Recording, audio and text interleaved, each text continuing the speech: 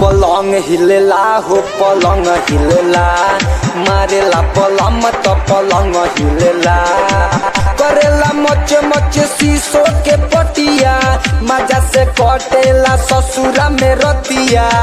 सट के सूते में बारा सवाद मिलेला। पलंग हिलेला हो पलंग हिलेला, मारेला पलंग तो पलंग हिलेला। संगीत संतोष चौरसिया। डीजे ताजा ताजा ताजा ताजा गांधी पर सहरसा। मारेला पलंग तो पलंग हिलेला, पलंग हिलेला। कहेला जाए द चीज हवे घर के, उ तो दबावेला ऊपर से चढ़ के, ऊपर से चढ़ के। कहेला जाए द चीज हवे घर के, उ तो दबावेला ऊपर से चढ़ के। ऐसा न मिलेला नैहर में लभ हो, जमन मिलता ससुर में अब हो। ऐसा न मिलेला नैहर में लभ हो, जैसा न मिलता ससुरा में अब हो। जैसे कोटा के कमनो राशन मिलेला। पलंग हिलेला हो पलंग हिलेला, मारेला पलंग तो पलंग हिलेला।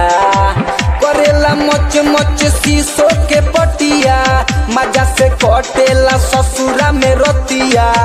सट के सूते में बारा सवाद मिलेला। पलंग हिलेला हो पलंग हिलेला, मारेला पलंग तो पलंग हिलेला। पलंग हिलेला हो पलंग हिलेला, मारेला पलंग तो पलंग हिलेला। मारेला पलंग तो पलंग हिलेला, पलंग हिलेला। संगीत संतोष चौरसिया। होखे अजोर चाहे होखे अनहरिया, लगवा से हटे ना संजू सामरिया। संजू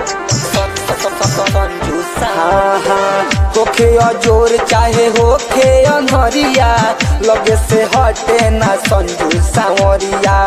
चंदन संतोष रहेले बीजी, निर्मल नीजू करता रे जी। चंदन संतोष रहेले बीजी, निर्मल नीजू करता रे जी। जैसे जियो के सारा ऑफर मिलेला। पलंग हिलेला हो पलंग हिलेला, मारेला पलंग तो पलंग हिलेला। पलंग हिलेला हो पलंग हिलेला,